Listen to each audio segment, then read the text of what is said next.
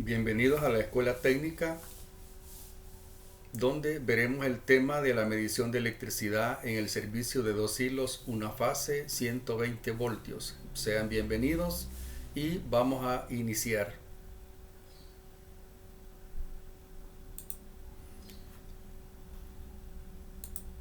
El servicio de dos hilos, una fase está conformado por un transformador monofásico que se toman de él los dos hilos, el hilo de X1 que correspondería a la fase y el hilo de X2 que correspondería al neutro y que también está aterrizado. De esa manera, tomando los dos hilos del transformador, tenemos el servicio de electricidad de dos hilos una fase a 120 voltios. Entre el transformador y el medidor hay una red secundaria y la acometida que baja hasta el medidor. Todo eso lo he obviado por el circuito sencillo que he elaborado acá. Lo he obviado para poder irnos directamente hacia el medidor. El medidor que debe de ser colocado es un medidor de la forma 1A o 1S, que explicaremos posteriormente. Y después del medidor tenemos la carga. Dentro de la medición de la electricidad he colocado acá el clipón o el amperímetro, donde sugiero la posición para poder realizar las pruebas que también veremos más adelante. Y acá tenemos a la par del clipón arriba un diagrama de las ondas de corriente y de voltaje correspondientes a la corriente alterna en un ambiente de frecuencia de 60 Hz. En ese contexto desarrollaremos el tema. Bien, el tipo de transformador que debe de ser colocado va a depender de lo que diga su devanado secundario. Para eso he presentado acá 4 placas donde tenemos 4 sistemas de distribución en media tensión MT, por ejemplo HV y LV, que son los datos que debemos observar. HV tenemos 14.400 pleca 24.940 estrella. LV, que es low voltaje, 120 pleca 240. Entonces, si bien es cierto, el HV puede tener valores diferentes, como podemos ver acá en el siguiente dato de placa, el high voltaje es 7620 13200 y LV 120 pleca 240. Así pues, entonces, si bien el lado primario del transformador puede tener diferentes niveles de voltaje, lo que va a importar acá es que el lado secundario tenga 120 pleca 240. Acá tenemos en la placa 3 4160 pleca 7200 y en la placa 4 2400 4160. O sea que tenemos para un sistema de 23, para sistema de 13.2, 7.2 y 4.16 kV, cuyos voltajes secundarios serían 120 pleca 240. En ese contexto tenemos que el transformador pues es un transformador de tipo monofásico. Bien, las características del servicio. El servicio de dos hilos una fase es un servicio que obviamente por su nombre pues tiene dos hilos, una fase o la fase y el neutro. El voltaje de la fase es igual a 120 voltios. La corriente de fase es igual a la corriente de neutro. Podrá haber un tipo de corriente diferente cuando el neutro se convierte en un neutro común, es decir, que a través de él hay retornos de corrientes de otras cargas. Sin embargo, lo correcto es que la corriente de fase sea igual a la corriente de neutro y que esté correctamente aterrizado para alguna falla. Bien, las características de los medidores que se conectan para esta clase de servicio son los siguientes. Por ejemplo, tenemos este medidor que es electrónico monofásico y vamos a observar los datos de placa del medidor, la marca, el tipo y los indicadores. Por ejemplo, estas luces LED que están acá, la que nos va a tomar interés es la de la derecha, la que corresponde a la intensidad de la energía eléctrica, es la que representa las pulsaciones o revoluciones de la carga, y la de la izquierda corresponde a la energía en reversa. También vemos en el medidor la forma 1A. Es conexión de borneras en la parte de abajo. Acá tiene los tornillos donde se quita esta tapita plástica y se ajustan los tornillos, y ahí se conectan las líneas de los medidores. La forma de conexión aparece en este esquema de tipo europeo, donde tenemos estos cuatro cuadritos que corresponden a los cuatro espacios o bornes de tornillos, y acá vemos una sola ruedita que corresponde tanto a la bobina de corriente como a la bobina de potencial. Por ejemplo, entre el primer cuadro y el último extremo del terminal, la bobina de corriente es la que iría en serie.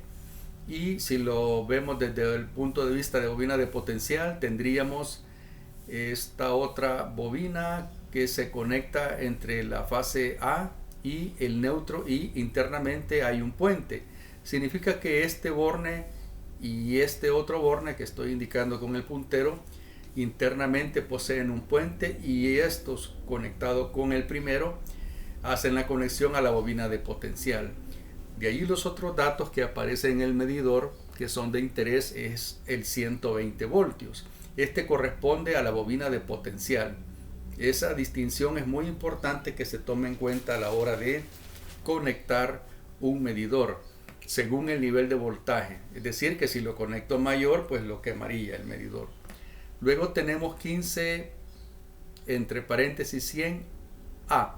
Corresponde los 15 a la corriente de prueba, que son 15 amperios cuando se realizan las pruebas de funcionamiento de medidor.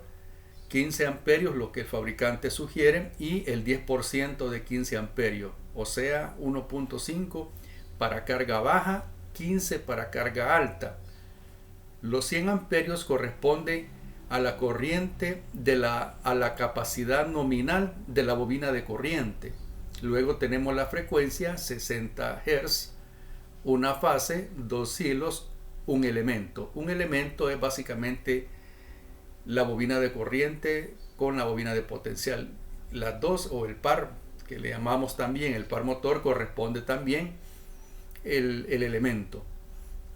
Luego aparece otros datos que no son de interés, pero sí el número que está arriba de los LED. Este número está representado, es la constante del medidor, la constante watt hora, solo que está representado en la forma KD. KD es impulso sobre kilovatio hora o revoluciones sobre kilovatio hora. Acá tenemos que esta constante del medidor es 1000. Esta constante del medidor se debe de comprender a partir de sus unidades para poder realizar las conversiones. El valor que yo estoy sugiriendo es en la forma KH. Lo vamos a ver en el siguiente medidor. Este otro medidor también es medidor electrónico de la forma 1A. Y vamos a observar datos nuevos acá. Por ejemplo, la clase 1.0%. Esta es una nueva definición que aparece en el dato de placa y corresponde al porcentaje de exactitud. Significa que cuando se realicen pruebas de funcionamiento de medidor, estos medidores deberán estar entre el 99% al 101%. A eso se refiere clase 1.0, expresado como en función del porcentaje de exactitud o porcentaje de error. Luego los demás datos, que son los mismos que el anterior: 120, 15, 100, 60 Hz, y KH dice 1.0 watts hora sobre impulso. Acá esta constante del medidor está expresado en la forma watt hora sobre revolución o watt hora sobre impulso, y es la que vamos a sugerir utilizar en la fórmula para poder realizar los cálculos de las pruebas del medidor y de las pruebas vectoriales. O 1000 impulsos sobre kilovatio hora. Esta es la otra forma de constante del medidor, llamada KD, y para convertir de KD a KH lo que hay que hacer es hacer la siguiente operación: 1000 entre KD igual a KH. Luego tenemos el indicador de energía en reversa y el indicador de los pulsos o intensidades de energía. Una fase y dos hilos. Veremos el siguiente medidor. Este medidor es de tipo de inducción o electromecánico. Acá pues los datos del medidor, el M1AT Nansen, los mismos datos, 120, 1500, 2 hilos, 60 Hz, un elemento, una fase, KH 1.8. Y ojo, este dato clase 2. Como explicamos en el anterior, correspondería en este caso a más o menos 2%. Es decir que cuando le realicemos pruebas a este tipo de medidor, esa prueba tiene que andar entre menos 98% y 102% para los medidores de tipo electromecánico. Y la constante, esta es la que estoy sugiriendo para poder realizar los cálculos. Constante en la forma KH. Veamos este otro medidor. Este medidor es un medidor híbrido.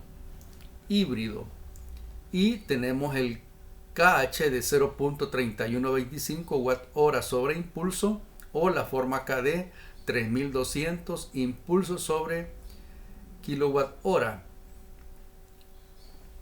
También tenemos el indicador de energía en reversa, el LED de la izquierda y el LED de la derecha, que es el que nos va a interesar para poder realizar las pruebas. Vamos a intentar hacerlo a través de un cronómetro.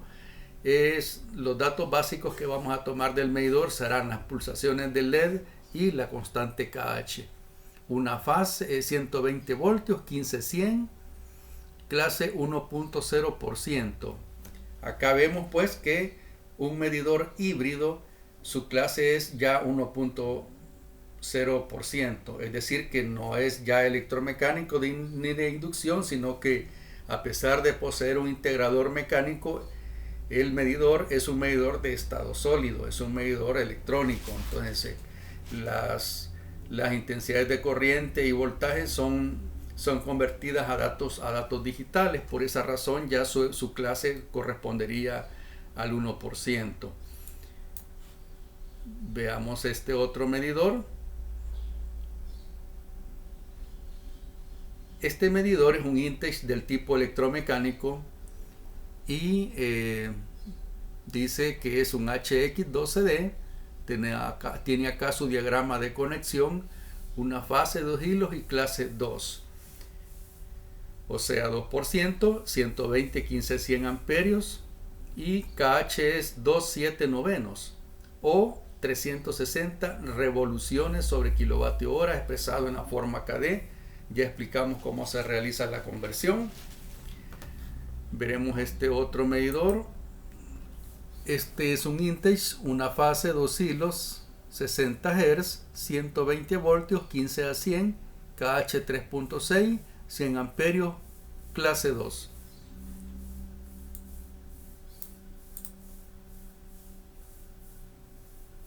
Este otro medidor es un electromecánico, clase 100. Acá el tipo de clase está en función de la intensidad de la corriente. Entonces habría que fijarse e interpretar esto de las clases, porque si en algún momento el medidor dice que es clase 100, clase 200 se refiere a la corriente de la bobina de potencial, y en otro tipo de medidor aparece la clase en función de el porcentaje de exactitud.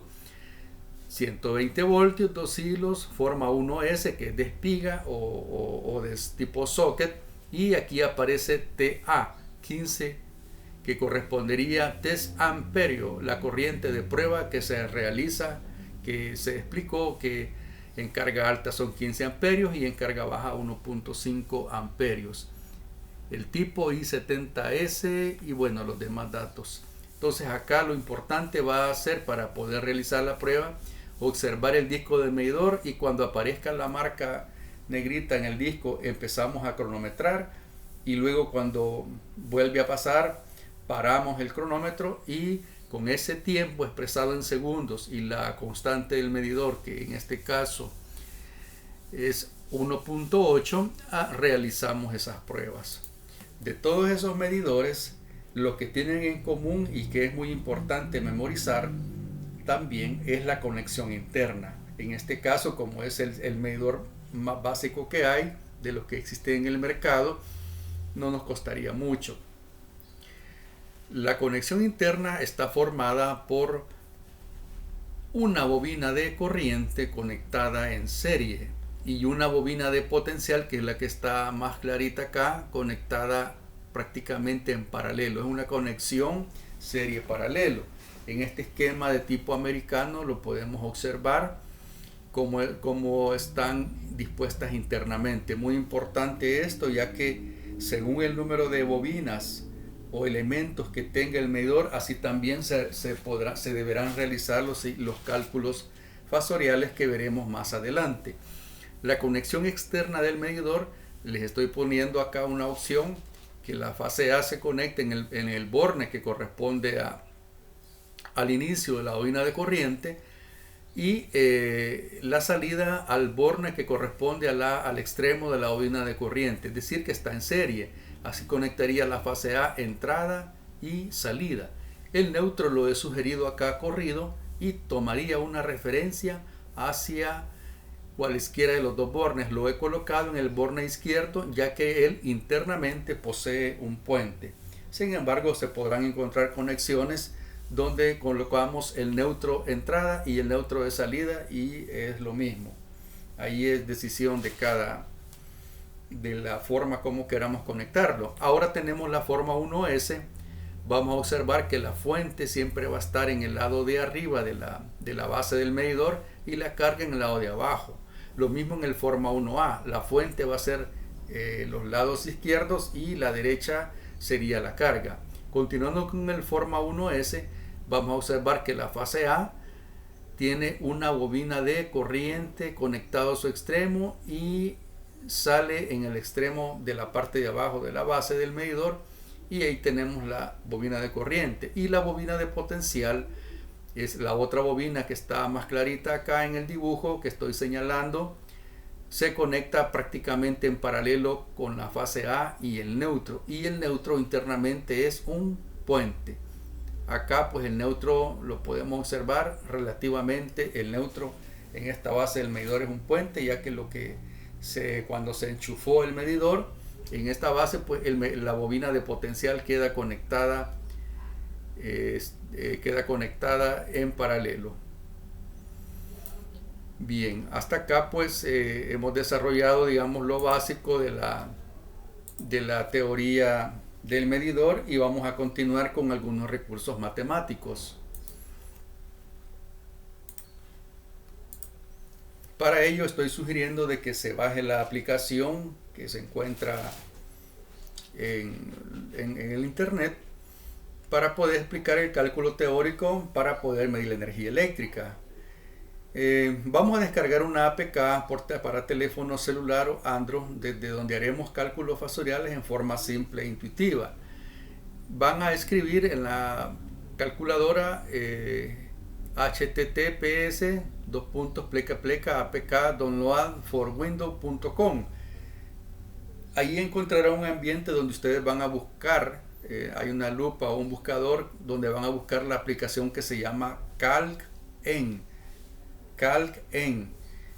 Cuando ya la tengan, entonces realizan la descarga. Esta es una aplicación que se encuentra solo para teléfonos.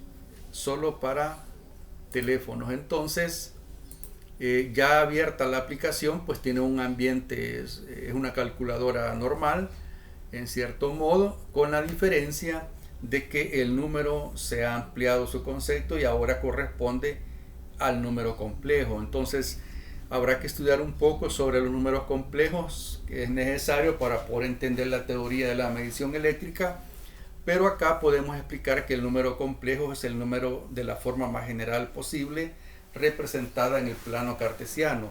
Corresponde a cualquier punto en el plano cartesiano, por lo tanto, puede tener una componente X y una componente Y, que en el plano complejo correspondería a una componente real y una componente imaginaria, y que esas componentes se pueden convertir a a una representación equivalente llamada representación polar. De la forma A más BI pasa a la forma Rθ y de la forma Rθ pasa a la forma A más BI. Acá pues tenemos los números que se textean y si vamos a escribir algo en la forma A más BI, pues escribimos por ejemplo 7 más 8i igual y ya tenemos expresado el número en la forma A más BI. Y en la tecla que se encuentra acá arriba del 9, al presionarla pues hacemos la conversión a Rθ y volvemos a hacer la conversión a A más BI. Y luego las operaciones básicas, que básicamente utilizaríamos multiplicaciones y sumas. A lo mejor alguna resta por ahí, alguna división en algún momento. Pero para los ejercicios prácticamente suma y resta. Entonces es una calculadora que nos ahorra todo el conocimiento del tema trigonométrico. Sin embargo, no está de más que ustedes hagan un repaso de los números complejos y un poco de la trigonometría. Esta calculadora es tan intuitiva y tan simple que cuando veamos ya los cálculos verán que todo se convierte de una manera fácil. Para ello pues vamos a poner un ejemplo. Tenemos este diagrama fasorial obtenido de una medición monofásica 240 de un medidor electrónico de programable. Acá pues ya el medidor pues proporciona toda la información, 241.9220. Recordemos, esta es una medición monofásica 240, por lo tanto, ojo, es a 240, no es a 120. El ángulo de fase de la corriente dice que es 0. Estos dos primeros corresponden al vector azul que vemos acá. Al vector azul está en la posición de 0 grados y la magnitud del vector es de 241.9220. Luego tenemos una corriente de 22.7120 amperios que correspondería al tamaño de la flecha del vector corriente o fasor corriente de color verde que está acá. Y 2237.1520 es el ángulo de fase de la corriente. Entonces este correspondería aquí, el que aparece como θ sub A. Este ángulo que está, digamos, hacia abajo es el ángulo de la corriente respecto a su voltaje. Luego tenemos el factor de potencia 0.7970 y el ángulo del factor de potencia 37.1520.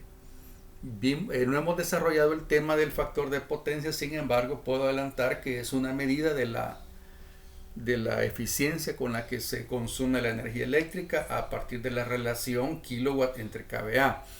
El ángulo del factor de potencia es el ángulo que se forma entre el eje X y el vector kVA, como lo veremos en el otro diagrama de potencias.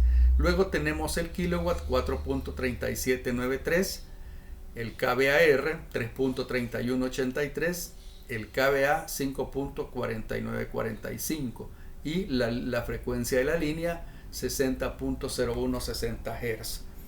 Acá lo que debemos tomar en cuenta en esta representación fasorial es que esta corresponde a una foto en el instante en que la fase pasa por 0.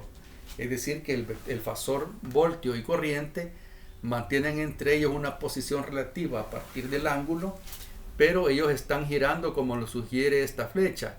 Ellos están girando en el sentido antihorario, 60 Hz o 60 ciclos por segundo. Se podrán imaginar esa rotación tan rápida que ocurre acá. 60 ciclos por segundo está rotando, y justamente cuando pasa por el 0, como que nos imagináramos que hiciéramos un stop, paramos y observamos el diagrama. Justamente cuando pasa por 0 hacemos la parada de la imagen, y esta es la que nos refleja acá el diagrama fasorial. El diagrama fasorial es el diagrama que representa los fasores de voltaje y corriente. Si observamos acá, vamos a utilizar estos valores para los ejercicios, extrapolándolo para un servicio a 120 voltios, pues lo haríamos partiendo a la mitad los valores de potencia. Pero estos valores utilizaríamos el 241.9220 entre 2, utilizaríamos un voltaje ya cercano al 120, mantendríamos la corriente y el ángulo lo mantendríamos también, y el factor de potencia también 0.79, lo vamos a recordar, y su ángulo de factor de potencia, y las tres potencias que corresponden a un ambiente AC a frecuencia de 60 Hz las vamos a partir a la mitad. Ahora, ¿cómo vamos a utilizar la calculadora? Bien, en la calculadora vamos a escribir, para poder realizar estos cálculos, primero observando la posición de los fasores. Por ejemplo, 241.9220 ángulo 0. En la calculadora hay un ganchito que tiene la forma de ángulo y ese es el que vamos a textear, por 22.7120 ángulo de 37.1520. Le damos igual y ese valor lo dividimos entre 1000 y ya obtenemos los datos de la potencia. Muy importante acá explicar que el ángulo de la corriente respecto a su voltaje, que es 37.1520 en la tabla, si lo observamos físicamente acá, es menos 37.1520. Esa es la posición que tiene. Es una posición conjugada. Cuando hablamos de eso en los números complejos, significa de que el ángulo de la corriente ha cambiado. Así decidieron los ingenieros que se representara el fasor corriente conjugándole su ángulo. Esto es muy importante, ya que en todos los diagramas fasoriales vamos a encontrar que las posiciones de las corrientes habrá que cambiarles ese signo del ángulo, porque es una representación artificial de la corriente. Esto lo hacen para poder representar el atraso de la corriente respecto a su voltaje, y ese atraso de la corriente respecto a su voltaje está relacionado a la inductancia de la carga. Entonces, cuando hablemos de retraso e inductancia, estamos hablando prácticamente de lo mismo. Entonces acá el tipo de carga que estamos observando en este diagrama es una carga que tiene una componente de inductancia, es decir, que estaría asociado, por ejemplo, a un motor cuyo factor de potencia es 0.7920. Veamos los cálculos. Acá pues les represento lo que con la calculadora haríamos. Ese que sería la potencia en BA, 241.9220 ángulo 0 por 22.7120 ángulo 37.1520. Le damos igual, luego lo dividimos entre 1000 y obtenemos 4.3793 más 3.3183i. Esta parte es bien importante. Los 4.37 corresponden al kilowatt. Los 3.3183 corresponden al kVA. Luego hacemos la conversión en la calculadora y nos da 5.4945 ángulo 37.152. Entonces tenemos los kilowatts, los kVAR, los kVA y el ángulo del factor de potencia. Estos son los datos que vamos a utilizar. Como les recuerdo, lo que vamos a hacer es partir a la mitad las potencias y tenemos aquí los últimos datos.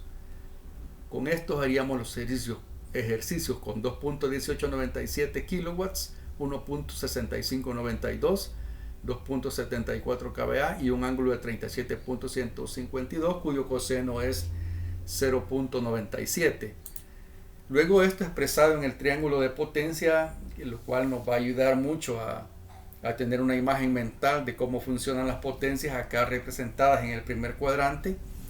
A este medio sector del círculo le vamos a llamar el primer cuadrante, segundo cuadrante, tercer cuadrante y cuarto cuadrante. En este caso, este tipo de carga cae en el primer cuadrante, y el primer cuadrante, así como el segundo, corresponde a la zona inductiva, y los cuadrantes de abajo corresponden a la zona capacitiva. Acá pues tenemos una carga entonces representada en el triángulo de potencia, y estos son los valores. Aquí estas tres variables coexisten.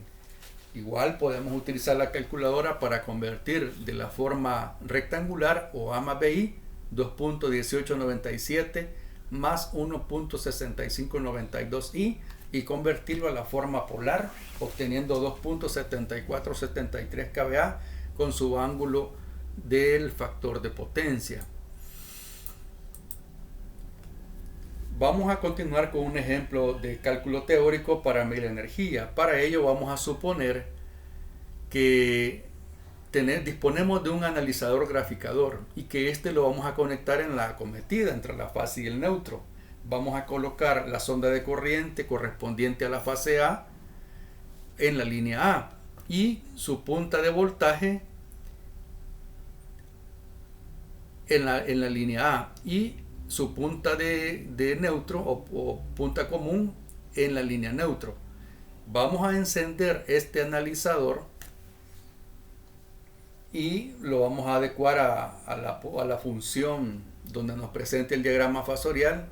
Y el siguiente ejercicio que vamos a hacer siempre de cálculo es que vamos a suponer de que hay un voltaje a 120 voltios a 0 grados y que hay una corriente de 15 amperios a 30 grados en atraso. Encendemos el aparato y vamos a observar un diagrama como el que tenemos aquí a la derecha. Este es un diagrama, digamos, esperado para una carga de 15 amperios en atraso a 30 grados. Entonces tenemos el voltaje 120,0 y tenemos la corriente representada como 15 ángulo menos 30. Los cálculos se realizarán de la siguiente manera.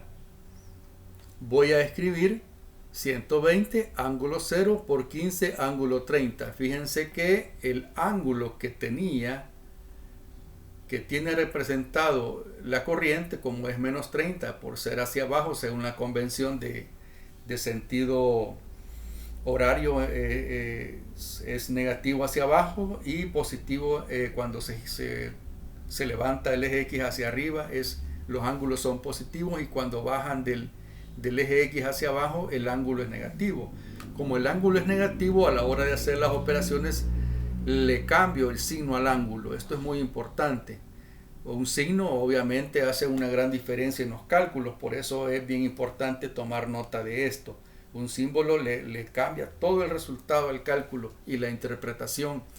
Por eso es bien importante acá pues explicar que toda corriente representada en un diagrama fasorial está conjugada y que para poder realizar los cálculos yo tengo que regresarlo a su posición natural.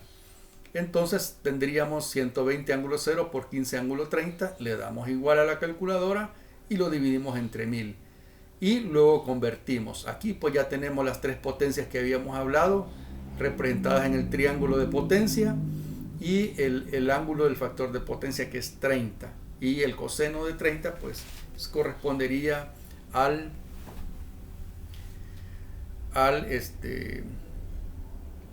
factor de potencia. Entonces estos valores que observamos acá, que nacieron de un ejercicio, de un caso real, ya lo tenemos en un ambiente a 120 voltios y haríamos los ejercicios. Veamos acá el siguiente. Ahora, continuando, los cálculos básicos que se deben de conocer en la medición son los siguientes. El porcentaje de registro. El porcentaje de registro, de acuerdo a la definición del handbook, es la relación expresada como porcentaje entre el registro en un tiempo dado y los kilovatios hora verdaderos. El porcentaje de error de un medidor es la diferencia entre su registro porcentual y el 100%, y el factor de corrección es el número por el cual se deben multiplicar los kilovatios hora registrados para obtener los kilovatios hora verdaderos. Estas tres definiciones las vamos a aplicar en fórmulas. Por ejemplo, el porcentaje de registro lo vamos a definir como la potencia o la energía registrada por el medidor entre la potencia o la energía verdadera y el resultado, esta relación por cociente, multiplicado por 100. A eso también le vamos a llamar la precisión. Bien importante recordar que la potencia o energía verdadera va en el denominador de la relación por cociente, y que la potencia o energía registrada por el medidor va arriba y que la potencia o energía verdadera va abajo. Esto es muy importante, ya que comúnmente he podido ver que se confunden quién va arriba y quién va abajo, y obviamente el resultado va a ser distinto. Necesitamos tener bien claro eso. En realidad la medida verdadera o medición patrón iría como mi base 100 en la parte de abajo, en el denominador. Ojo con eso. Ya obtenido esto, pues lo multiplicamos por 100. La potencia que vamos a utilizar, lo ideal sería para poder realizar las pruebas, es la potencia expresada en watts o en kilowatts, es decir, los kilowatts del medidor versus los kVA verdaderos o los que nosotros hemos utilizado para medir. Si lo vamos a hacer a través de relaciones de energía, por ejemplo, si utilizamos un medidor testigo conectado y aguas abajo se encuentra un medidor que estamos monitoreando y que posee algún tramo oculto o algunas líneas escondidas, y nosotros estamos midiendo en un punto más alejado, entonces vamos a utilizar también esta fórmula. La energía, que sería nuestro delta L o nuestra diferencia de lectura registrada por el medidor que estamos observando, entre el delta L registrado por nuestro medidor testigo. Es decir, que la fórmula se aplica tanto para potencia como para energía. Ya obtenido el resultado del porcentaje de registro, entonces obtenemos el porcentaje de error. El porcentaje de error es igual al porcentaje de registro menos 100, y eso nos va a dar el valor que está asociado a la exactitud. Estas son las fórmulas, el camino que estoy sugiriendo. Sin embargo, algunos realizan de forma directa el porcentaje de error, solo que hay que tomar en cuenta ese cuidado, que sería si calculamos el porcentaje de error de manera directa, tendríamos la potencia o energía del medidor menos la potencia o energía verdadera entre la potencia verdadera, y luego todo eso por 100, y obtendríamos el mismo resultado. También sobre esta fórmula del porcentaje de error he podido observar que han habido algunos errores de interpretación de la fórmula. Le dan vuelta y pues obviamente el resultado es otro. Y el porcentaje de error, cuando se trata de pruebas del factor de potencia, la fórmula sí es al revés. Sería porcentaje potencia o energía verdadera menos potencia o energía del medidor entre potencia del medidor. Eso es cuando se realizan las pruebas del factor de potencia, pero ese tema no lo desarrollaremos acá. Acá nos vamos a quedar con potencia o energía registrada por el medidor entre potencia verdadera por 100, como mi porcentaje de registro, y mi porcentaje de error, ya obtenido el porcentaje de registro menos 100. El otro factor sería factor de corrección, es 1 entre el porcentaje de registro multiplicado por 100. Pues si regresamos a la definición, el factor de corrección es el número por el cual se debe de multiplicar la potencia o el kilowatt hora actual para obtener el dB0, los verdaderos. Por lo tanto, esta constante es un valor muy importante. Por ejemplo, en esta tablita tenemos que si el porcentaje de registro es 100.4, el porcentaje de errores más 0.4 y el factor de corrección es 0.996. Si el porcentaje de registro es 100.2, tendríamos más 0.2. Si es 100, tendríamos 0. Si es 99.8, menos 0.2. Si es 99.6, menos 0.4. Cuando nosotros aplicamos correctamente estas fórmulas, obtendríamos los porcentajes de error con los signos correctos.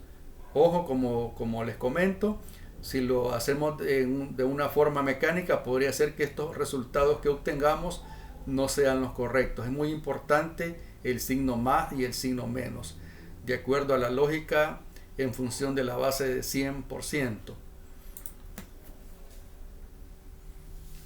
Luego que ya tenemos las fórmulas que se utilizan para hacer las comparaciones de potencia, cuando se realiza la prueba o comprobación del medidor asociado al tema de la calidad de la medida, Esta pues se realiza en un laboratorio certificado, un laboratorio que prueba medidores, normalmente dentro de una empresa distribuidora, o puede ser un laboratorio exterior.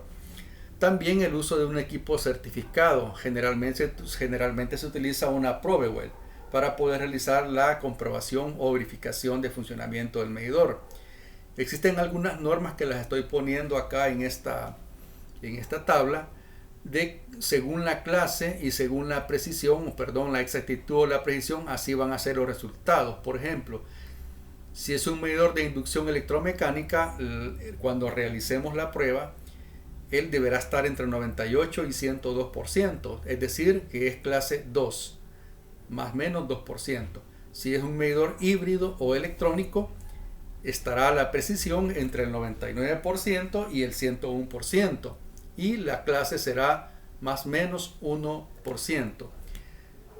Si el medidor es de estado sólido electrónico programable, entre 99.5% y 100.5% para los medidores de clase 0.5. Si el medidor de estado sólido electrónico programable es clase 0.2, deberá estar entre 99.8% y 102%. Estos son los que normalmente se utilizan, los clase 0.2, pues mayor precisión en los datos. Los transformadores de corriente TC 97.7% al 100.3%, más o menos 0.3%. Los transformadores de potencial TP 97.7% y 100.3%, más o menos 0.3%. Estos valores se obtienen siempre, como dijimos, a partir de las dos fórmulas. Ya reducida, el porcentaje de registro es igual al kilowatt del medidor entre el kilowatt patrón. Estas dos medidas que vamos a realizar, las realizaremos en forma simultánea. Esa es la clave para que nuestro resultado matemático sea lo más real posible. Vamos a tratar de tomar la potencia en forma simultánea que está pasando por el medidor con la potencia que midamos con un aparato como nuestra variable independiente, que es el kilowatt patrón por 100, y el porcentaje de error es igual al porcentaje de registro menos 100.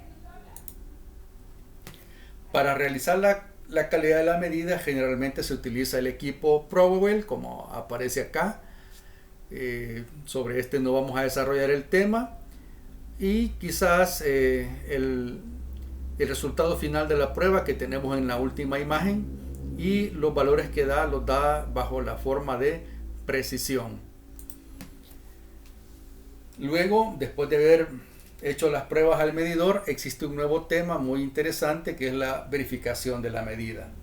Este tema de la verificación de la medida es muy distinto al del anterior, porque en aquel se realiza la prueba directamente al medidor con carga fantasma, con equipo en un laboratorio, con equipo digamos en paralelo en serie al medidor. Sin embargo, en la verificación de la medida, la distinción principal es que se realiza en el terreno con la carga del cliente. En este no vamos a desconectar nada del cliente, digamos, sino que la carga que el cliente lleva y que atraviesa el medidor y hace su registro es la que vamos a utilizar para hacer la prueba. Para este tipo de prueba, la comúnmente conocida pues en el medio es la prueba vectorial. Para la prueba vectorial pues habrán también los porcentajes que hablamos, el porcentaje de precisión y el porcentaje de registro.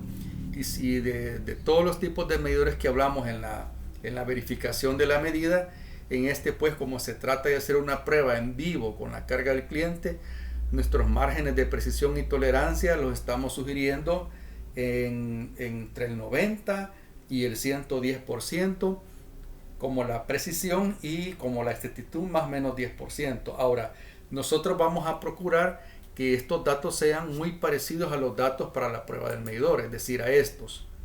Cuando hagamos la prueba vectorial, vamos a procurar que los datos se nos acerquen a esto, o sea, vamos a tratar de hacerla con una carga lo más estable posible y con una simultaneidad lo más próxima posible para evitar los efectos de delay o retardamiento en el tiempo en tomar las medidas en forma simultánea. O sea, la pareja tendrá que sincronizarse para poder realizar la prueba. Tendrá que ponerse muy de acuerdo, estar los dos en sintonía para poder tomar las medidas en forma simultánea. En el caso de un medidor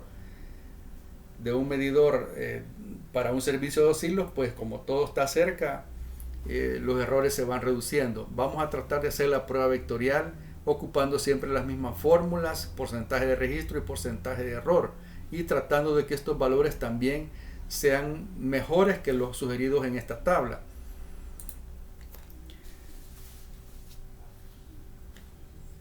Luego existe otra prueba dentro del tema de la verificación de la medida, que es la prueba rápida. En la prueba rápida el margen de precisión y de exactitud lo vamos a ampliar un poquito más, entre el 85% al 115%, y la exactitud al 15%, más o menos. Y siempre utilizaríamos las mismas fórmulas, porcentaje de registro, con la diferencia que estamos sacando nuestra relación por cociente de kilowatt del medidor entre kVA plan o kVA patrón, o lo estamos haciendo multiplicado por 100. Acá esta prueba rápida tiene el defecto de que no estamos comparando potencias homólogas como lo vimos en la prueba vectorial, porque en la prueba vectorial estábamos comparando kilowatt con kilowatt, o puede ser kVA con kVA, pero en la prueba rápida estamos comparando kilowatt con kVA, que es precisamente el factor de potencia. Entonces este valor obviamente ya lleva un error, pero que de alguna manera en muchos casos prácticos nos ayuda a resolver o a dar un diagnóstico de cómo se está dando la medida de la energía eléctrica en el medidor. Otro aspecto muy importante que quiero mencionar directamente en este tema es que la verificación de la medida no es directamente la prueba al medidor, sino que corresponde a la respuesta que el medidor da a la carga que está llevando. Esto lo vamos a entender mejor cuando veamos los servicios network, que es la entrega número 3, donde veremos que el medidor puede estar en perfecto estado, pero la respuesta del medidor a una carga en voltaje de red network no está haciendo la medición correcta de energía. Entonces poco a poco iremos desarrollando esos temas. Para realizar la prueba vectorial, lo básico que debemos de tener es un amperímetro, un clip-on marca Fluke 374, por ejemplo, un ABM monofásico,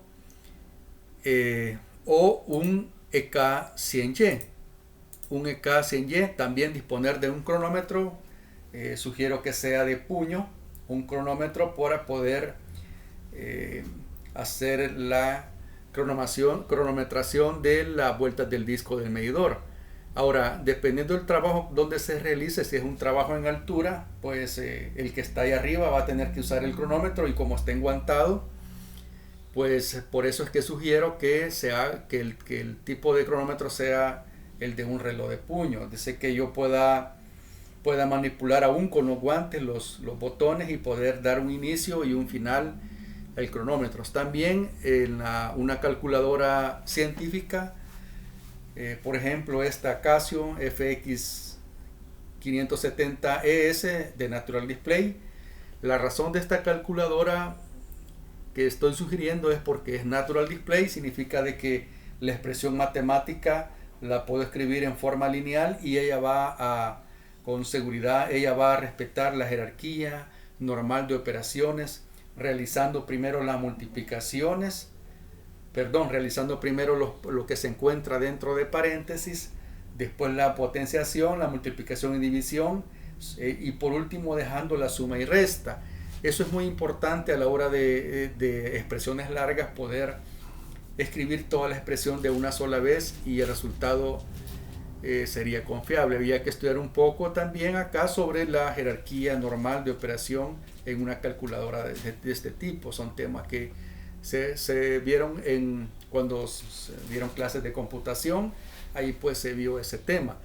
Aparte de eso, esta calculadora dispone de la función de la aplicación que hemos sugerido bajar para Android. Ella también tiene operaciones con números complejos en la forma A más BI y en la forma RT, y es parecido el uso. Sin embargo, pues la calculadora que estoy sugiriendo en Android es más práctica que esta. Ya en la práctica he visto que lo es.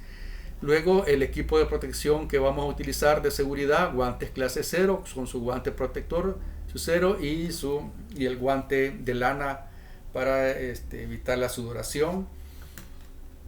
El casco con su protección facial y su barbiquejo, y todo el equipo de seguridad que podamos utilizar. El equipo de protección personal y colectivo, el uso de escaleras, el arnés, la bandola, la cuerda de vida, etcétera. Es decir, pues que para poder realizar esta prueba en el campo, sí, pues ya se utilizan todos los protocolos de seguridad establecidos según la empresa distribuidora. Bien, otros cálculos que debemos de aprender es cómo se calcula el KVA. Hemos hablado pues que hasta el momento una fórmula de las pruebas del medidor, ya sea en laboratorio o en el campo, y no hemos hablado todavía de los cálculos de potencia. Ahorita vamos a hablar de cómo se calcula un KVA y cómo se calcula un kilowatt. Pues para calcular el KVA, lo que voy a hacer es medir el voltaje con el clipón, y medir la corriente con clipón en el servicio eléctrico, y los multiplico, los divido entre 1000 y así obtengo el KVA. Acá tenemos 120 por 15, lo divido entre 1000 y tengo 1.8, que es el KVA. Ahora, ¿cómo calculo el kilowatt? Para calcular el kilowatt existen dos fórmulas.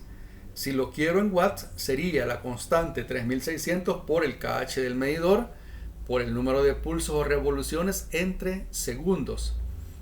Si lo quiero en kilowatt, la constante 3.6 la divido entre 1000 y obtengo 3.6 por el kH por el número de pulsos entre segundos. La fórmula de abajo es la que estoy sugiriendo porque nos vamos a familiarizar más en hacer los cálculos de potencia, cuyas potencias van a estar expresadas en kilo. Esta fórmula es válida para medidores autocontenidos o autosuficientes, sin importar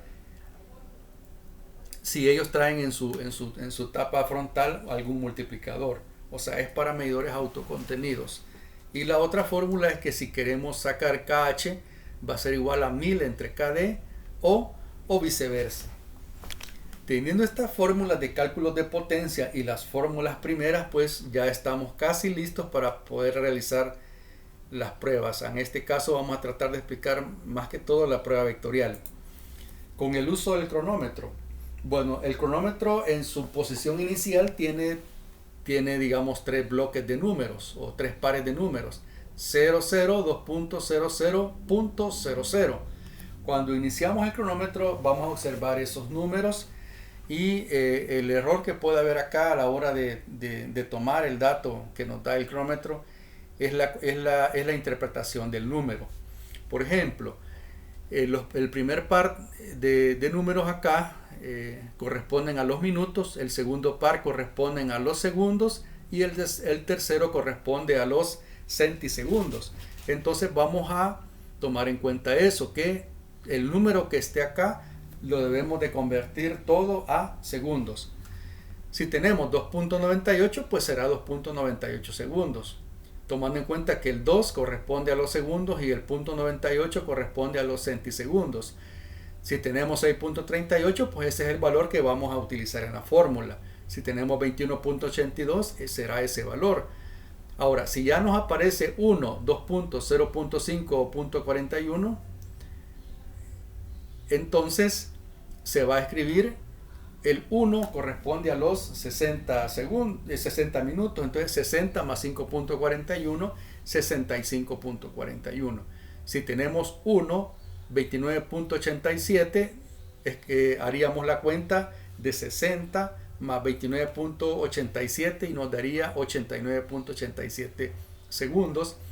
Y si nos da 2.2 y 2 18.26, escribiríamos, como es un 2, serían 60 más 60, 120 más 18.26, 138.26.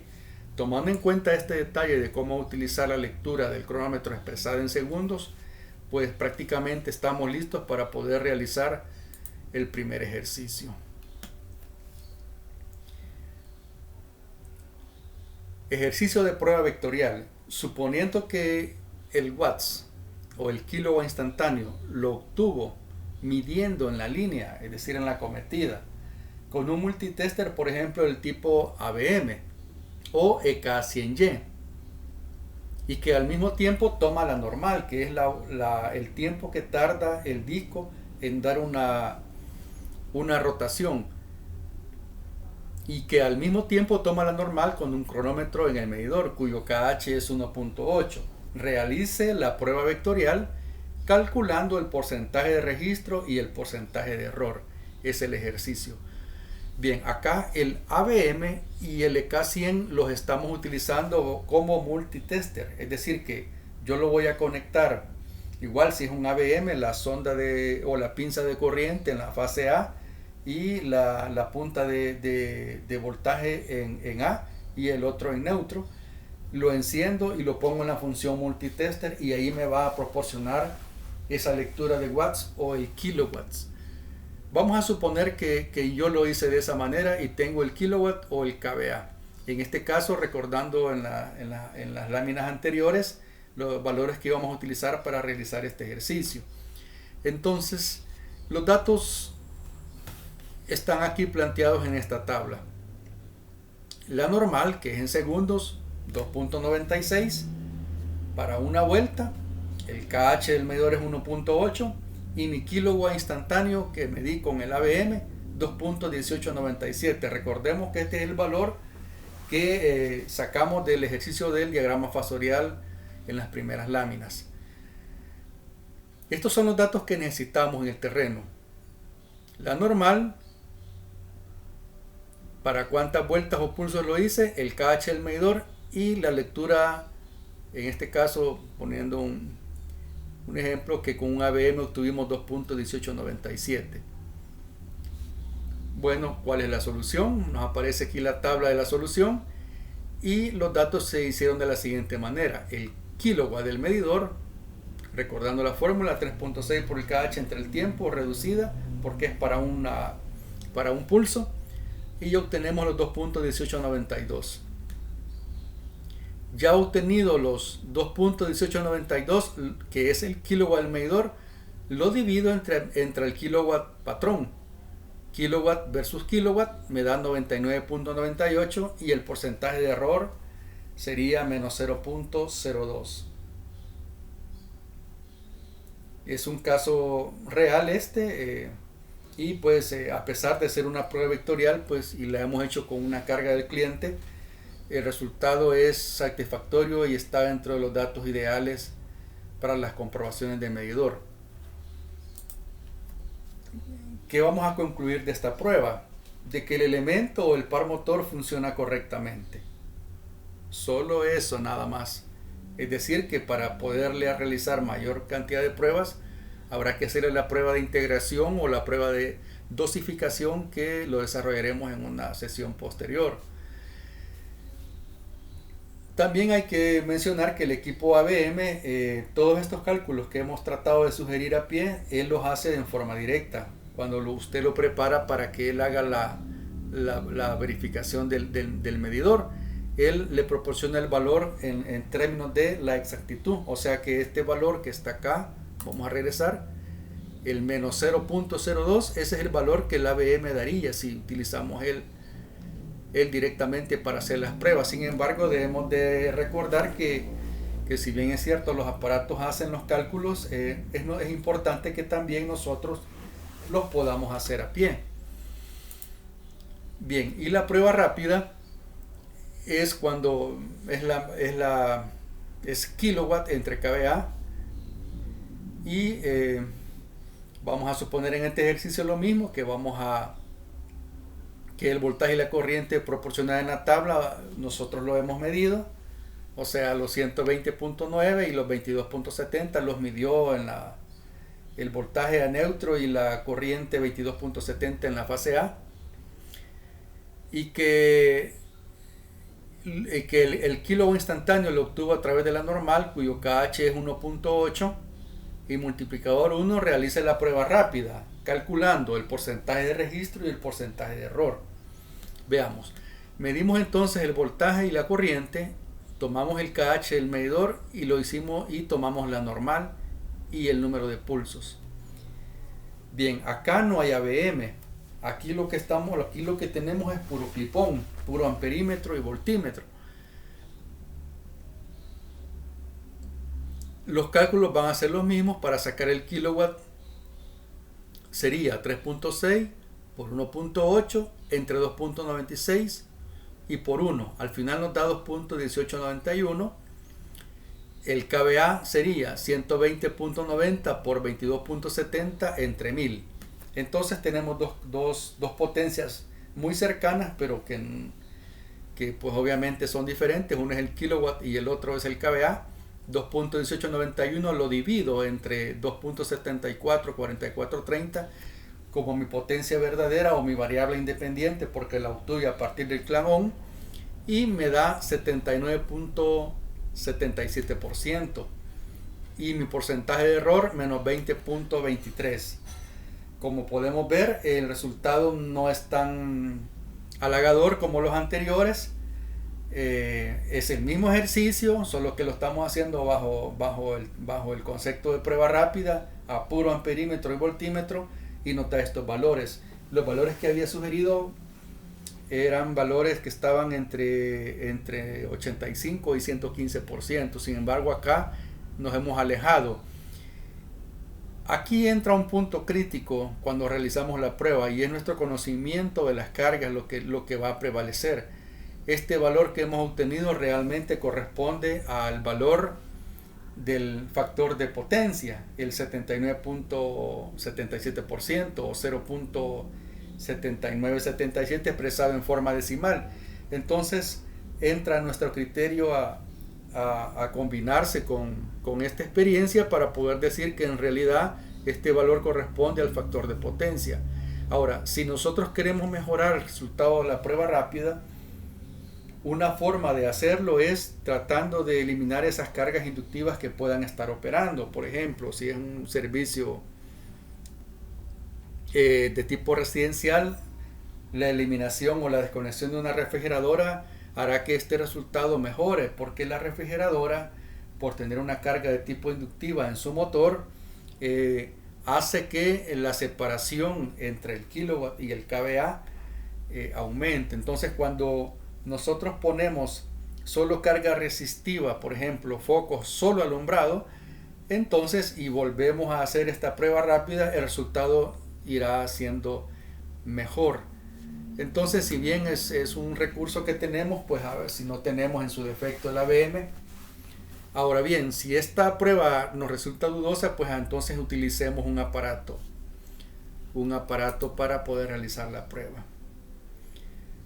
Pues bien, entonces eso es todo por el momento y nos vemos en la próxima.